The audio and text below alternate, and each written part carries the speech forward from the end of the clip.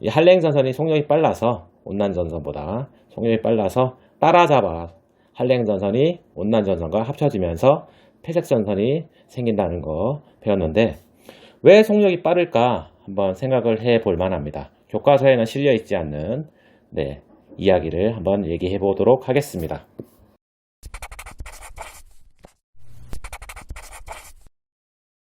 중학교 3학년 과학 기권과 날씨 파트에서 우리가 기단을 배웠고, 기단의 두 개의 기단의 경계면은 전선면, 두 개의 기단의 지표면에서의 경계선을 우리는 전선이라고 배웠죠. 그리고 그 전선의 종류는 4종류가 있는데, 그 중에서 폐색전선 배울 때 한랭전선과 온난전선의 속력의 차이에 의해서 폐색전선이 생긴다고 배웠습니다. 이 한랭전선이 속력이 빨라서 온난전선보다 속력이 빨라서 따라잡아 한랭전선이 온난전선과 합쳐지면서 폐색전선이 생긴다는 거 배웠는데 왜 속력이 빠를까 한번 생각을 해볼 만합니다. 교과서에는 실려 있지 않는 이야기를 한번 얘기해 보도록 하겠습니다. 자, 한랭전선이 온난전선보다 속력이 빠른 이유를 이제 알아보기 전에 이제 한랭전선과 온난전선이 같이 있는 상황을 먼저 보도록 하겠습니다. 이게 지표면이고요. 자, 이쪽이 차가운 기단, 찬 기단, 여기가 따뜻한 기단, 따뜻한 기단, 그 다음에 이쪽이 찬 기단이 됩니다. 단면이죠. 이게 단면인데, 그러면 한랭전선과 온난전선이 어디 생기느냐? 자, 여기가 한랭전선이 생길 거예요. 지표면에서. 그래서 여기가 파란색으로 표시를 해야 되는데, 빨간색밖에 안 되네요. 그 다음에 여기가, 온난전선이 생길 겁니다.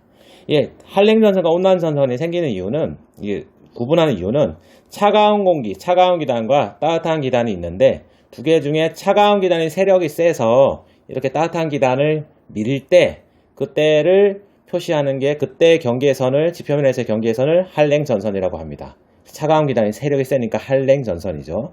그래서 차가운 기단은 따뜻한 공기를 밀 건데 얘가 밀도가 커요. 온도가 낮기 때문에. 그래서 아래로 파고드는 식으로 파고들어요. 맞죠? 그래서 이렇게 파고드는 형태고, 그래서 한랭전선이고, 따뜻한 기단과 차가운 기단이 있는데 두 개의 세력 중에 따뜻한 기단이 세력이 세여서 차가운 기단을 밀어 제낄 때 이렇게 타고 올라갑니다. 얘는. 왜냐하면 밀도가 작기 때문에, 온도가 높아서 밀도가 작기 때문에 타고 올라가요. 그때 지표면에서 생기는 각각의 전선이 여기가 한랭전선, 한랭, 여기가 온난전선이 될 겁니다. 온난전선, 온난전선이에요. 맞죠? 근데 한랭전선의 속력이 왜 빠른가 이거예요. 지금 한랭전선이 왜 온난전선보다 속력이 더 빠른 이유는 무엇인가 이거죠. 얘가 속력이 더 빠르다는 거죠. 그 이유는, 자, 예를 들어 보세요. 이제 똑같이 할 거예요. 어떻게? 차가운 기단과 따뜻한 기단이 세력이 차이가, 차가운 기단이 훨씬 세력이 센데 얼마나 세냐면 한 100 정도가 세력이 세다고 생각하고, 이 두 개는 따뜻한 기단과 차가운 기단에서 따뜻한 기단이 100 정도 세력이 세요. 똑같은 상황이라고 해야 되겠죠. 그럴 때 이 차가운 기단이 따뜻한 기단보다 100 정도 세력이 세여서 파고들어서 쭉 밀어서 따뜻한 공기를 이렇게 밀어 올릴 거예요. 맞죠? 100 정도 센 정도가 그대로 다 표현돼서 이동하는 속력이 표현되는 게 한랭전선이 될 거예요. 왜? 제일 앞부분이죠. 여기가. 차가운 공기가 세력이 센데 그 세력이 세면서 앞으로 전진하는 따뜻한 기단을 위로 올리면서 밀어 제끼는, 밀면서 파고드는, 그때의 100이 그대로 다 표현된 게 그대로 한랭전선의 속력이 그대로 표현되겠죠. 즉 차가운 기단이 파고드는 속도가 그대로 표현되는 게 한랭전선의 속력이 될 겁니다. 제일 앞부분이니까. 맞죠?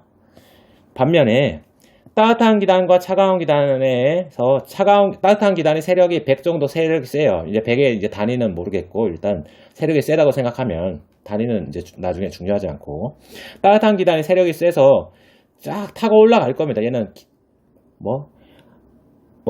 그 밀도가 작아서. 그래서 타고 올라갈 거예요. 타고 올라가면 제일 앞부분이 여길 겁니다.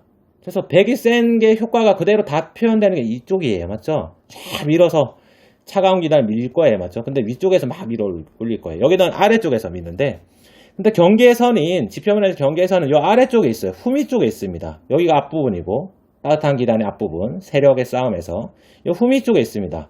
백이 표현되는 게 그대로 다 고스란히 표현되는 곳은 여기일 거예요. 맞죠? 요 앞부분에.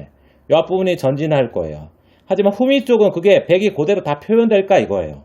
얘는 물론 밀고 올라가면서 얘도 이렇게 밀려서 이렇게 차가운 기단이 이렇게 밀려서 뒤로 이렇게 후진할 겁니다. 이렇게 맞죠? 뒤쪽으로 이렇게 밀릴 건데 그게 그대로 다 표현되지 않을 거예요.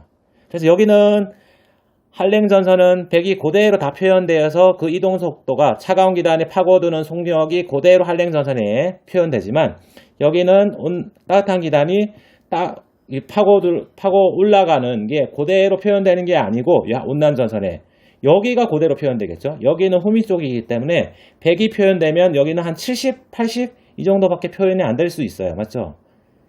그렇죠. 그래서 한랭전선과 온난전선, 즉 차가운 기단과 따뜻한 기단의 세력 싸움에서 차가운 기단의 세력이 센 그 전선 경계선이 한랭전선이고 따뜻한 기단과 차가운 기단의 세력 싸움에서 따뜻한 기단의 세력이 센 게 온난전선의 온난전선이죠. 경계선이.